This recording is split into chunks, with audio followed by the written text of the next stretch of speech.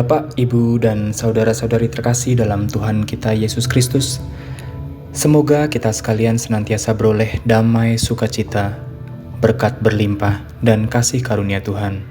Amin. Berjumpa kembali di channel Salvator, channel Renungan Sore dan Pujian Mazmur. Pada hari ini, Kamis 16 Maret 2023, Pekan Prapaskah ketiga, marilah bersama-sama merenungkan firman Tuhan dari Injil Lukas bab 11 ayat 14 sampai 23. Tuhan beserta kita, sekarang dan selama-lamanya. Inilah Injil suci menurut Lukas. Dimuliakanlah Tuhan. Pada suatu kali, Yesus mengusir dari suatu setan yang membisukan. Ketika setan itu keluar, orang bisu itu dapat berkata-kata. Maka heranlah orang banyak. Tetapi ada di antara mereka yang berkata, "Ia mengusir setan dengan kuasa Beelzebul, penghulu setan." Ada pula yang meminta suatu tanda dari surga kepadanya untuk mencobai dia. Tetapi Yesus mengetahui pikiran mereka lalu berkata, "Setiap kerajaan yang terpecah-pecah pasti binasa, dan setiap rumah tangga yang terpecah-pecah pasti runtuh. Jikalau iblis itu juga terbagi-bagi dan melawan dirinya sendiri, bagaimanakah kerajaannya dapat bertahan? Sebab kamu berkata bahwa aku mengusir setan dengan kuasa Beelzebul. Jadi jika aku mengusir setan dengan kuasa Beelzebul, dengan kuasa apakah pengikut-pengikutmu mengusirnya? Sebab itu merekalah yang akan menjadi hakimmu. Tetapi jika aku mengusir setan dengan kuasa Allah, maka sesungguhnya kerajaan Allah sudah datang kepadamu. Apabila seorang yang kuat dan yang lengkap bersenjata menjaga rumahnya sendiri, maka amanlah segala miliknya.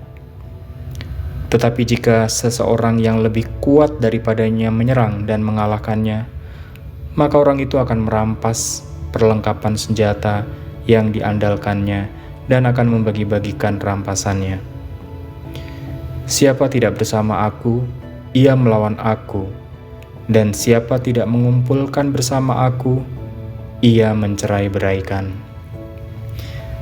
Demikianlah Injil Tuhan. Terpujilah Kristus. Bapak, Ibu, saudara-saudari terkasih, saya akan mengawali renungan sore ini dengan kutipan perikop, "Siapa tidak bersama aku, ia melawan aku, dan siapa tidak mengumpulkan bersama aku, ia mencerai-beraikan." Bapak, Ibu, dan saudara-saudari terkasih, seringkali ketika kita berselisih paham dengan seseorang, hingga membuat kita tidak mau lagi ngobrol dengannya, hati-hati, karena itu adalah sebuah tanda roh jahat yang membisukan sedang mempengaruhi kita. Roh yang membuat kita tidak mau lagi terbuka untuk berbicara dan mendengarkan sesama kita. Pada saat kita menutup mulut, telinga, dan mata hati kita terhadap hal yang baik dan benar dari orang lain, artinya kita juga menutup panggilan Allah. Sebagaimana bangsa Israel yang keras hati terhadap seruan Tuhan dan hidup dalam rancangan dan kedengkian hatinya yang jahat.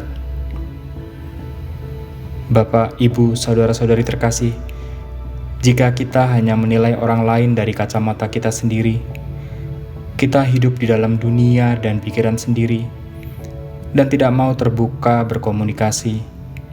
Itulah sebabnya Yesus juga perlu mengusir roh yang membuat kita bisu dan tidak mau lagi berkomunikasi.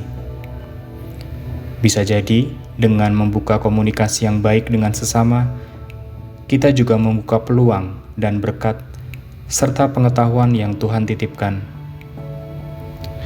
Jangan sampai kita menutup diri atas dasar alasan apapun yang membelenggu hidup kita. Komunikasi yang baik selalu menjadi langkah terbaik dalam mencapai solusi maupun tujuan hidup. Hal yang sama juga perlu kita terapkan dalam berelasi dengan Allah. Kita pun diajak untuk berani mendengar dan berbicara dengan Allah melalui doa dan setiap pengalaman hidup kita. Melalui komunikasi dengan Allah, bukan hanya kuasa kegelapan menjauhi hidup kita, tetapi juga rasa kasih kita kepada Allah akan semakin besar. Karena buah dari cinta adalah keberanian untuk menjalankan komunikasi, mendengarkan dan berbicara dengan sepenuh hati. Bayangkanlah Allah yang senantiasa mendengarkan doa-doa dan mencurahkan berkat-Nya, seraya menyampaikan kehendak-Nya. Bagaimana menjalin relasi kasih dengan Allah dan sesama melalui komunikasi yang sehat dan sepenuh hati, sehingga kita semakin memiliki cara pandang yang benar dan menemukan jalan keluar terbaik. Marilah berdoa.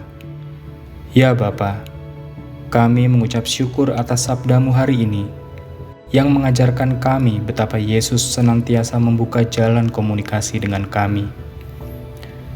Ya Yesus, ajarlah kami untuk berani berkomunikasi secara sehat, dengan saling mau mendengarkan dan mengutarakan pendapat, sehingga kami pun semakin mampu menangkap kehendak-Mu dalam kebersamaan hidup kami. Amin. Marilah Bapak, Ibu, saudara-saudari terkasih dalam Tuhan kita Yesus Kristus, kita berlatih untuk berkomunikasi, mendengarkan, dan mengutarakan pendapat secara baik dan benar. Tuhan memberkati.